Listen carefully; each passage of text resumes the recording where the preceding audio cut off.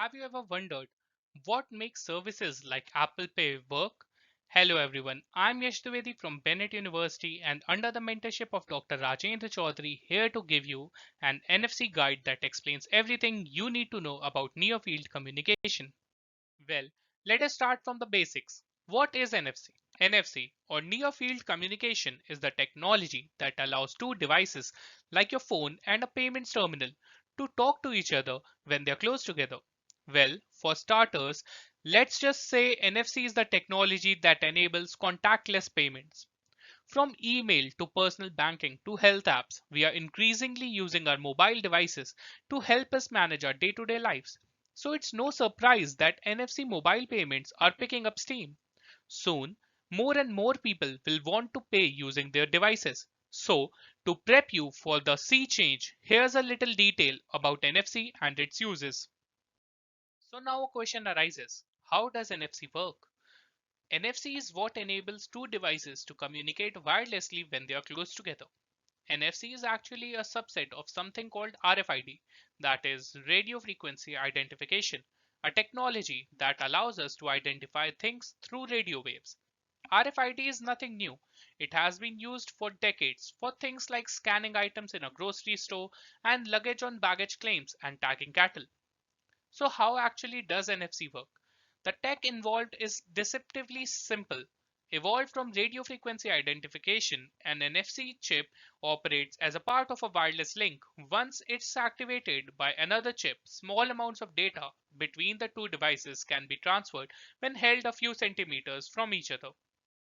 Well, the NFC works in two modes, active and passive.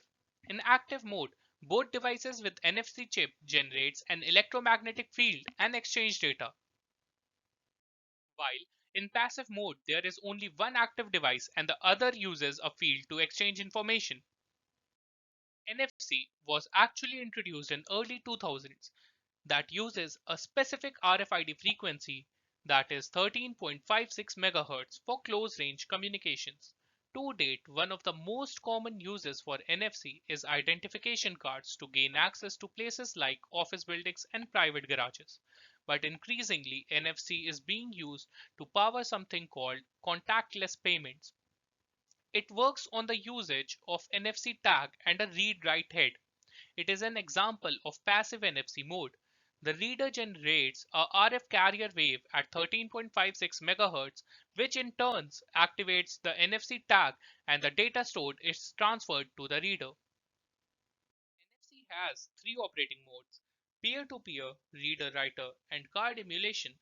In order to standardize and spread the knowledge about NFC, NFC Forum was formed, which defined these operating modes because the communication way is different in each NFC mode, and these differences affect the field of operation and usage areas accordingly.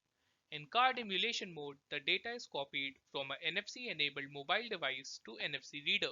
The most important feature of card emulation mode is elimination of physical objects and providing access control through users' respective smartphones, thus became the most used mode of NFC. In reader-writer mode, the data is copied from an NFC tag to or cell phone or vice versa.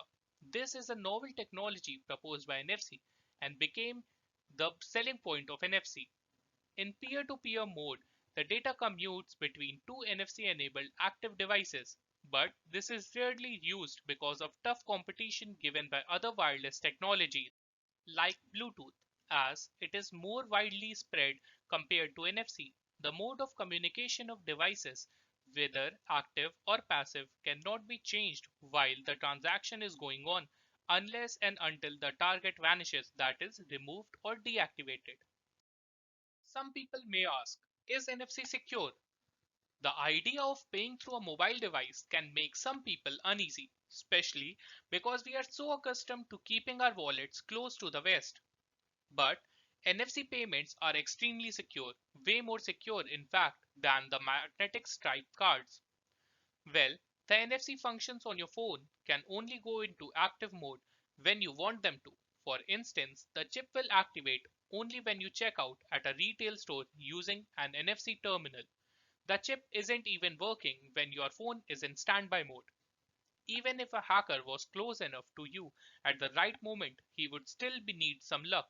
NFC signals are extremely sensitive in terms of direction. So sensitive, in fact, that if you turn your phone just slightly, it won't be able to read a smart tag. For a hacker to illicitly grab your signal, he would have to somehow maneuver the hacking device's antenna into precisely the right angle. As opposed to the data on a magnetic stripe card, which is static, it is all right there at the back of your card. The data involved in an NFC transaction is encrypted and dynamic, meaning it's constantly changing. As an example, let's take Apple Pay, which uses technology called tokenization to safeguard bank details. After you take a picture of your credit card and load it into your iPhone, Apple sends the details to the card's issuing bank or network. The bank and networks then replace your bank details with a series of randomly generated numbers, which is called the token. The token is sent back to Apple, which then programs it into your phone. That means that account details on your phone can't be cloned into anything valuable to fraudsters. What's more, Apple Pay is protected by Touch ID, Apple's fingerprint technology. To initiate an Apple Pay transaction, you have to unlock your phone via your fingerprint. So, even if your device is stolen, no one would be able to get your data. A variety of different NFC enabled payments are coming to market. For iPhone users, there's Apple Pay. For Android, they have Google Pay and Samsung Pay as options. Some chip cards are even equipped to be contactless or tap to pay. These are more common abroad, however, and by large haven't made their way to India. Well, the most common example that you can actually observe for an NFC is an NFC payment. Considering that you have already stood in a line at large retailers like Big Bazaar or Walmart recently, you have probably already seen a contactless payment in action. A contactless payment is a transaction that requires no physical contact between a device and a payments terminal, meaning people can actually just hold up their phones to pay. Well, as I've already said, NFC is the technology that's at play here.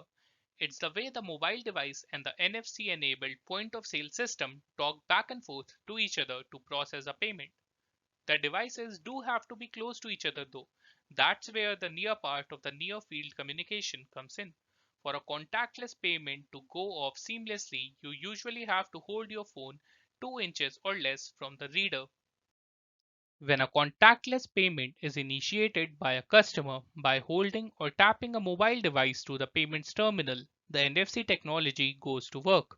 Using the specific frequency we talked about, the NFC enabled reader and the smartphone pass encrypted information back and forth to each other to complete the payment. This all just takes seconds. Speed is in fact one of the coolest parts of NFC payments. They take a fraction of time of the Max Stripe and the chip card transactions, and they are leagues faster than cash. Some people may ask, why should we accept NFC? Well, what I can tell you is that NFC is more secure. Mobile wallets like Apple Pay tokenize your bank details, meaning they scramble them up into something that's unusable for fraudsters. What's more, these tokens change every time an NFC transaction goes down, so the data is near impossible to isolate and extract. NFC is also faster. NFC transactions are much faster than EMV transactions. They just take seconds. And as people starts to realize what it's like to pay with chip cards, that is how slow they are, they will likely turn to mobile payments, especially as they are just as secure as EMV. We have seen this pattern in many countries that have adopted EMV as standard. The adoption rate for NFC enabled contactless payment increased after the chip cards were standardized. NFC is also more convenient. We are getting used to doing things on our phones. It is to the point where some people feel naked without them. The fact that more and more people now have their phones at ready makes NFC enabled contactless payments the most convenient way to pay. No more fishing for wallets or fumbling with cash. Like everything, NFC also has its disadvantages, as the limitation that it can only be operated with devices under a short range, that is, around 10 to 15 centimeters. And if we need to send a large file, it is not possible because the highest rate for NFC transfer is 424 kilobytes per second. In conclusion, near field communication can be extremely beneficial in the modern era of technology. NFC is an extremely simple and convenient technology because the data exchange can be done by just bringing two NFC enabled devices together. It is an interactive and secure and does not require any special software to run on. This technology but also has its limitation that it can only be operated when two devices are under a short range and has a very less data transfer rate. Thus, NFC is a new technology, and like any other technology, it is hard to make it mainstream as of now because of technological limitations. But it's a fast growing technology and it will become successful once the strict security measures are set in place. Well, that's it from my side. So, thank you, and I hope this was an informative and useful video for you.